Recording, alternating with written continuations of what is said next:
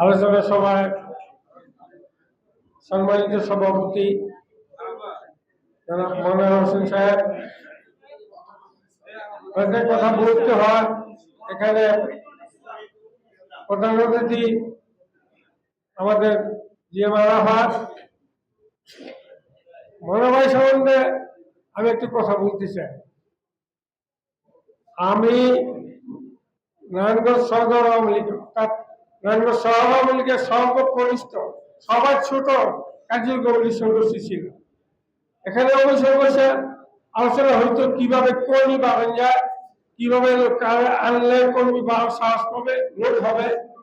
তখন ওই আলোচনার মধ্যে আসছে যে গ্রামের মনে সরকারকে দলে আনতে পারলে আমাদের দল অনেক শক্তিশালী হবে, আমাদের সাহস থাকবে আমাদের কর্মীদের মধ্যে।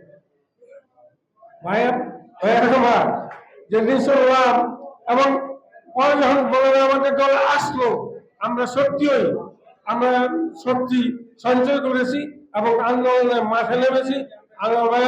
মনে ভাইও মাঠে নেমেছে, আমাদের সাথে কাজ করেছে।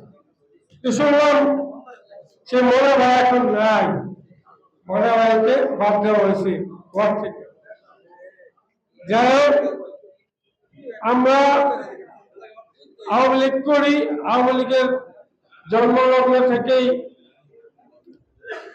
আওয়ামী লীগ করি। আওয়ামী লীগের আদর্শ, বঙ্গবন্ধুর আদর্শ, আওয়ামী লীগের সাংগঠনিক নিয়ম কানুন, শেখ হাসিনার নেতৃত্বে দীর্ঘদিন যাবতে আওয়ামী লীগ করে আসছি।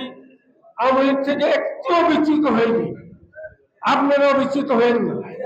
আজকে নেতা হইতে পারি নাই, আমি তিনবার আওয়ামী লীগের সেক্রেটারি ছিলাম, ওয়ার্ড আওয়ামী লীগের সভাপতি ছিলাম। আমার কোনো চাপ পাবো, আমরা অনেক কাজ করেছি, অনেক কর্মী তৈরি করেছি। আমাদের সাথে সিরাজ ভাই ছিল, সিরাজ ভাই অনেক কাজ করেছে। আপনারা অনুরোধ করেন, আপনারাও কাজ করেন, আপনারাও কাজ করবেন। বঙ্গবন্ধুর আদর্শতে একটু বিচ্যুত হবেন না, কোনো লোক লালসা করবেন না। আমি এটুকু বলতে চাই, আমরা যখন 19 থেকে 27 পর্যন্ত ওয়ার্ড বিল্ডিং কমিটি ঘোষণা করা হলো, আমরা আশ্চর্য হয়ে গেছি। আমরা জানি, সবাই জানি কেন হয়েছে, কিভাবে হয়েছে, সবাই জানি। আমরা আমাদের সংলাপন হলাম, আমরা মেয়র রায় হিসাবে সংলাপন হলাম, আমরা সংলাপন হলাম। উনি আমাদের পরিষ্কার বলছে, আন্দোলন চালান, আমি আপনাদের সাথে আছি। আপনার জিএম আরাফাতের সাথে যোগাযোগ করেন, আপনার জিএম আরাফাতের সাথে যোগাযোগ করেন, মেয়র আইবির সাথে যোগাযোগ করেন। অতএব মেয়র তিনবার মেয়র, শেখ হাসিনার পছন্দের মেয়র, সে মেয়রের কমিটি মানে না। আপনার নারায়ণগঞ্জের সিং হুমুস আপনারা বলেন, আমরা বলি যার দিন ভাই এমপি, তার পিতা ছিল এমএলএ, সেও মানে। তাহলে মানে কে? আপনারা ফখরুল সাহেব আর আমার ভাইয়ের কাছের লোক। ফখরুল সাহেব, অ্যাডভোকেট ফখরুল সাহেব মিটিংয়ের মধ্যে পরিষ্কারই বলে উনি ওনার শিষ্য, বাপ শিষ্য। একজন বাপ শিষ্য আসাদুজ্জামান খোকন, আরেকজন বাপ শিষ্য মনিরুজ্জামান খোকন। একজন 21-এ, আরেকজন 20-এ, আরেকজন 27-এ, তার বাপ শিষ্য। তাহলে ইসলাম পড়ুন। এখন ইতিহাস আপনারা জানেন, আমি আমার বলতে চাই না। আওয়ামী লীগ কয়, এই যে মনিরুজ্জামান খোকন, আসাদুজ্জামান খোকন কখনো কোনোদিন জয় বাংলা স্লোগান দিতে দেখিনি কোনো মাঠে মাঠে।